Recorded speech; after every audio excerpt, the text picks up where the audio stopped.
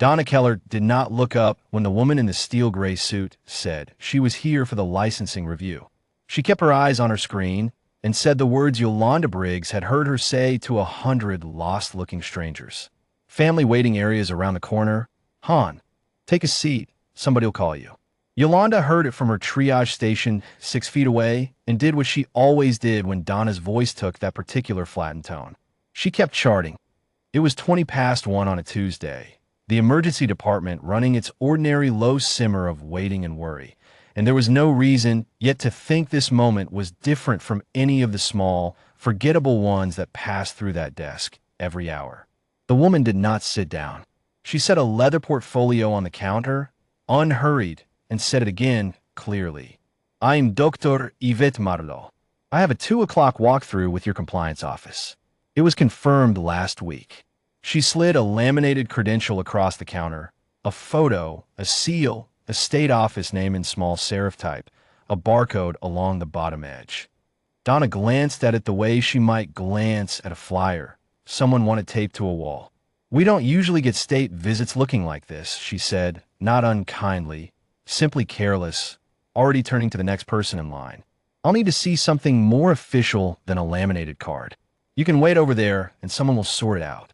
It was, Yolanda would think later, such a small sentence to carry so much weight. The badge was the official thing.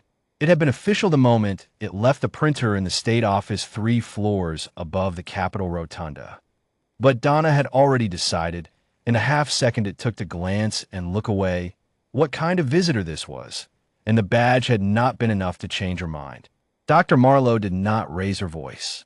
She did not repeat herself a 3rd time, did not lean across the counter, did not do any of the things that might have made the moment easier to dismiss afterward as someone making a scene. She picked the credential back up, tucked it into the portfolio, and said, I'll be there, gesturing to the row of vinyl chairs against the wall. Then she walked over, sat down, and opened a slim black tablet on her knee.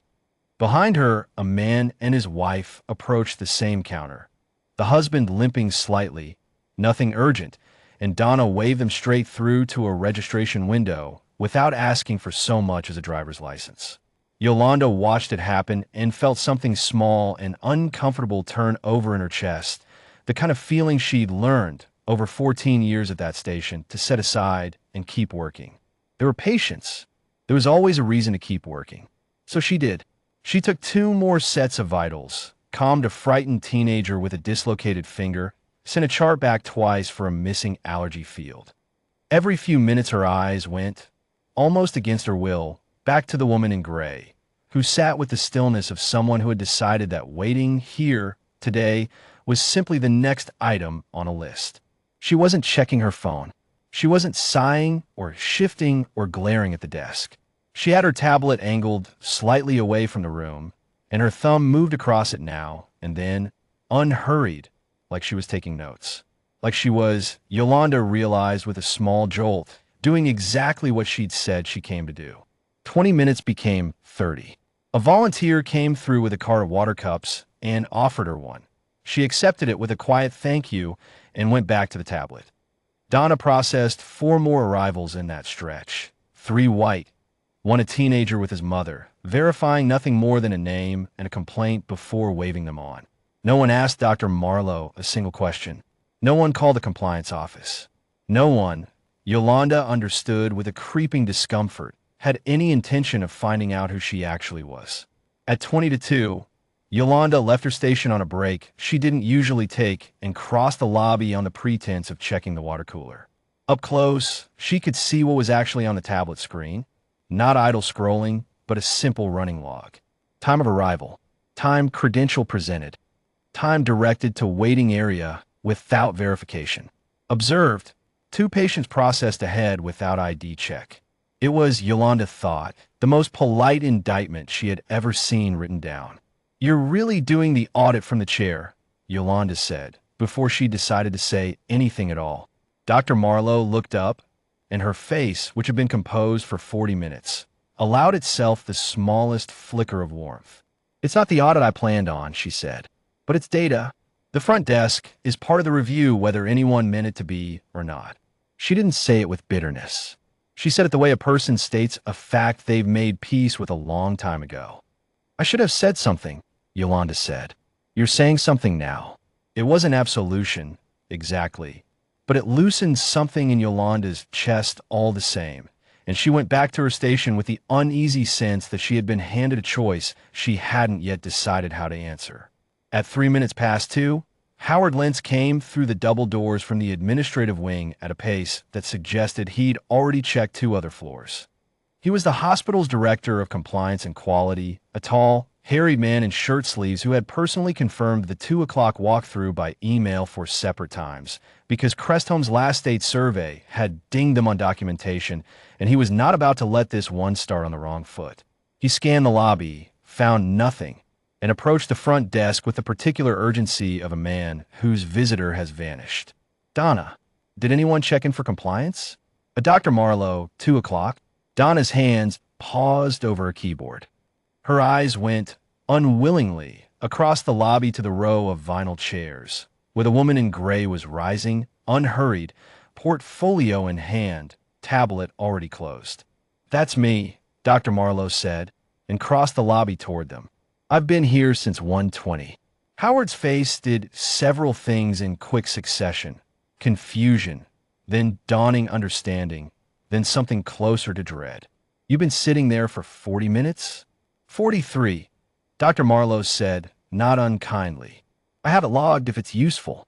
Donna's expression had gone very still, the practiced blankness of someone replaying the last 40 minutes and finding nothing in them she could explain. I didn't. Your badge didn't look like the others we get, she said, and then, hearing herself, stopped. It's the same badge the office has used for 9 years, Dr. Marlowe said. There was no triumph in her voice, only the level patience of someone laying out a fact for the record. I showed it to you when I arrived. Yolanda, watching from her station, saw the moment land on Howard the way bad news lands on a man who knows exactly how it will read in a report. He didn't raise his voice either. He said, quietly, to Donna, go ahead and step away from the desk for a few minutes. We'll need to talk about this. And then he turned to Dr. Marlowe with the particular formality of someone trying to undo 40 minutes in 40 seconds. Doctor, I am so sorry. There's no excuse for this. Please, let me take you up myself. I'd like that, she said. And I'd like the encounter included in the visit notes. Not as a punishment, as a finding. She said it plainly, the way she might note a missing fire extinguisher or an expired drug log. Not cruelty, just thoroughness. If your registration desk doesn't verify or escalate a credentialed state visitor in 43 minutes, that's worth knowing regardless of who I am. Howard nodded, already reaching for the notepad in his shirt pocket. It'll be in there. I'll have the front desk verification protocol rewritten by the end of the week. Visiting officials get an immediate callback to the department they named. Full stop. No exceptions made on appearance. He hesitated, glancing once toward the registration window where Donna stood, arms folded, not looking at anyone. She'll be on administrative review starting today. I'll handle that personally. That's between you and your staff, Dr. Marlowe said. My job is the finding, not the discipline. It was, Yolanda thought, exactly the kind of sentence that made the dignity of the moment whole. No satisfaction taken in someone else's trouble. Only the steady insistence that the trouble be named and corrected. They walked together toward the administrative wing, and as they passed the triage station, Dr. Marlowe slowed for just a moment. Nurse Briggs, she said, she'd read the badge at some point in the last 40 minutes. Of course she had. Thank you for coming over earlier. Most people don't. Yolanda didn't have a clever answer for that. I should have come over sooner, she said, which was the truest thing she had. Sooner is always better. Today still counted. And then she was gone, through the double doors, Howard already talking fast about timelines and corrective action plans. The rest of Yolanda's shift went the way ER shifts go. Fast, then slow, then fast again, a man with chest pain, a child with a fever, a drunk argument in Base 6 that resolved itself before security arrived. But she found herself watching the front desk differently for the rest of the afternoon. The new temp who'd been pulled in to cover Donna's window, checking IDs with visible, almost theatrical care, as if the whole department had collectively decided in the space of an hour, to take nothing for granted. 3 weeks later, the formal survey report came back to Cresthome's board, and buried in the section on registration and access controls was a single finding, dated and time-stamped, describing 43 minutes in a waiting room. The corrective action plan that followed was unglamorous and exact. A new escalation script for any visitor presenting state or federal credentials, a callback requirement within 5 minutes, a refresher training for the entire admitting staff. Donna kept her job after a 4-week review and a written warning that would sit in her file for 2 years. Nobody on the floor ever heard her speak to a credential the way she had that Tuesday again. Yolanda thought about it more than she expected to in the weeks that followed. Not the finding, not the policy, but the 40 minutes themselves, and the version of that afternoon where she had simply kept charting and never crossed the lobby at all. It would have ended the same way, probably. Howard would have come through those doors regardless. But she would have been one more person in the room who looked away and called it none of her business. And there was a version of herself she didn't want to be. She kept a small note taped inside her station drawer after that, in handwriting only she would ever read. 43 minutes. Crossed the lobby sooner. It wasn't much. But it was hers, and she meant to keep it.